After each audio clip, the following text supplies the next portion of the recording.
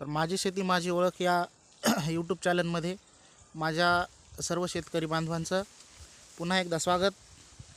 तर आज आलो होतो मी आमचा गहू बघायला, कारण आज पहिल्यांदाच आपण याच्या अगोदर म्हणजे गहू घेतला नव्हता, किंवा जर घेतला असेल तर तो दुसऱ्याच्या पाण्यानं किंवा बटावून आपण गहू घेतला होता. तर या मागच्या उन्हाळ्यात आपण बोर घेतला, त्या बोरला समाधानकारक पाणी लागल्यामुळं यावर्षी आपण गहू घेतला. तर खूप मनाला छान वाटतं आहे, आनंद वाटतं आहे की याच्या आधी आपण स्वतःच्या पाण्यानं कधीच गहू पेरला नाही. बटवणे गहू पेरत असताना उन्हाळ्यामध्ये बोर घेऊन बोरला समाधानकारक पाणी लागलं, त्यामुळं यावर्षी आपण घरी खाण्यापुरता एक 4-5 गुंठे गहू पेरला. तर मित्रांनो, सांगण्याचा मुद्दा असा आहे की याच्या अगोदर आपण 2 बोर घेतले होते, तर ते दोन्ही बोर फेल गेले. त्याच्यानंतर तिसरा बोर घेतला, तिसऱ्या बोरला एक समाधानकारक पाणी लागलं, त्याच्यामुळं आपण एक घरी पाण्यापुरता पाणी लागल्यामुळं आपण घरी 4-5 गुंठे खाण्यापुरता आपण गहू टाकलेला आहे.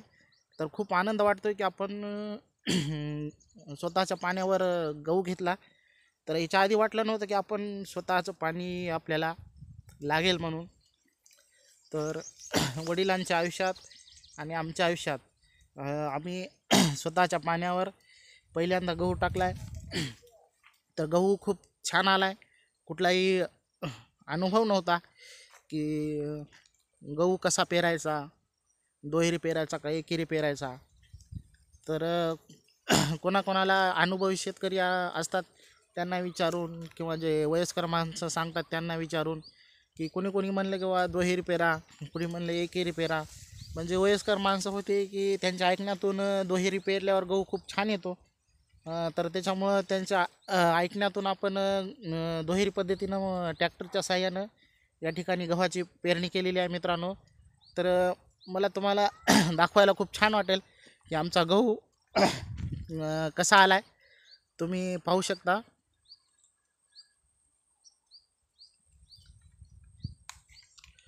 खूप छान असा आमचा गहू आलेला आहे.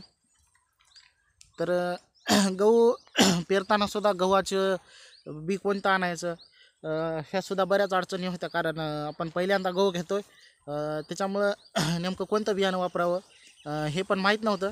पण याच्या अगोदर आमच्या आई आणि वडिलांनी अंकुर केदार म्हणून बियाणाची पेरणी केली होती. तर आईवडील सांगत होते की खूप चांगल्या प्रकारचा गहू झाला होता.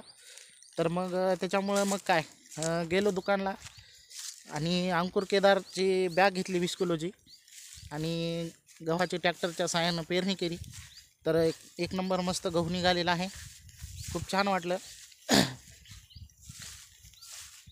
गहू पेरताना याच्यासोबत आपण 20-20 13 या खताची आपण पेरणी केली. खूप मस्त गहू आला आहे, तुम्हाला दिसत असेल बघा मित्रांनो. तर आपण ट्रॅक्टरच्या साहाय्याने दोहेरी गव्हाची पेरणी केली आहे. तर मस्त एक नंबर छान गहू आला आहे. चला पुढे सुद्धा दाखवतो मी तुम्हाला. आणि विशेष म्हणजे चला तुम्हाला या व्हिडिओमध्ये आपला बोरसुद्धा दाखवतो. एक नंबर गहू आला आहे मित्रांनो, मस्त. आपण अंकुर केदार म्हणून गव्हाची पेरणी केलेली आहे. जे अनुभवी शेतकरी आहेत त्यांनी याच्यापेक्षा चांगला किंवा अजून कोणती व्हरायटी असेल चांगली येणारी, ते सुद्धा आपण कमेंटमध्ये आम्हाला निश्चितपणे मार्गदर्शन करा.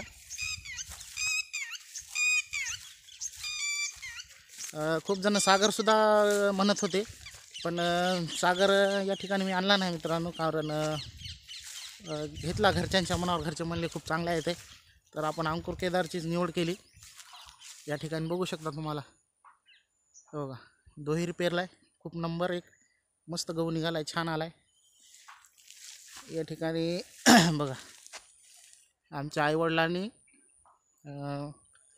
लसण लावून काढलेलं आहे. लसण पण खूप छान आला, व्यवस्थित निघाला आहे मस्त पूर्ण. हे बघा,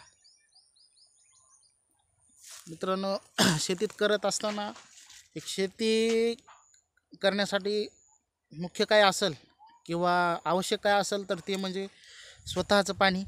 आणि शेतीसाठी पाणी आवश्यक आहे. तुम्हाला शेतीला जर पाणी नसेल तर तुम्हाला शेती करणं खूप अवघड होतं.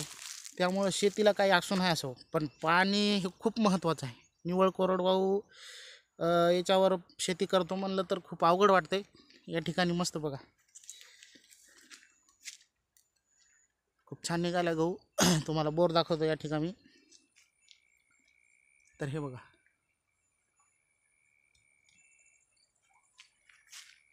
हा आपला आहे बोर. खूप मस्त पाणी चालायला लागलंय. नंबर 1 आपलं घरचं एवढं एक 20 गुंठे आपलं रान भिजतंय मित्रांनो, ठिबकच्या साहाय्यानं. जास्त काय नाही लागले, पण आपल्याला जे लागले त्याच्यात मन समाधान आहे आपलं. तर इकडं आमचा कापूस पण होता, बोरच्याच साहाय्यानं आपण भिजवला. कापूस पण मस्त निघाला आहे. तूर पाहू शकता, तूर पण एक नंबर आहे मित्रांनो. हे बघा, एवढे फुलं लागलेत, खूप फुलं लागले बघा. शेंगा बघा, मस्त वाटतं, हिरवं हिरवंगार.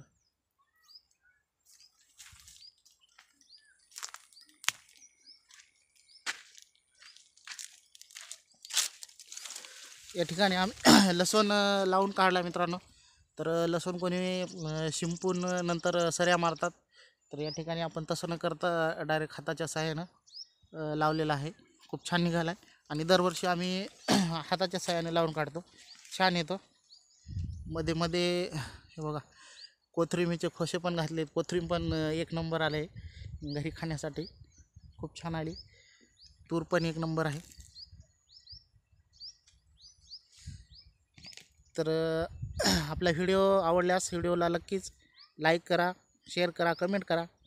आणि आपल्या व्हिडिओला आणखीन नवीन नवीन व्हिडिओ दुसरे पाहण्यासाठी आपल्या चॅनलला सबस्क्राईब करा. आपल्या चॅनलचं नाव आहे माझी शेती माझी ओळख. आणि बेल आयकॉनला प्रेस करा की जेणेकरून आपल्याला जे नवीन व्हिडिओ आलेले असतील ते तुम्हाला पाहण्याला भेटतील. तर व्हिडिओ कसा वाटला कमेंटमध्ये नक्की सांगा. जय भीम, जय शिवराय.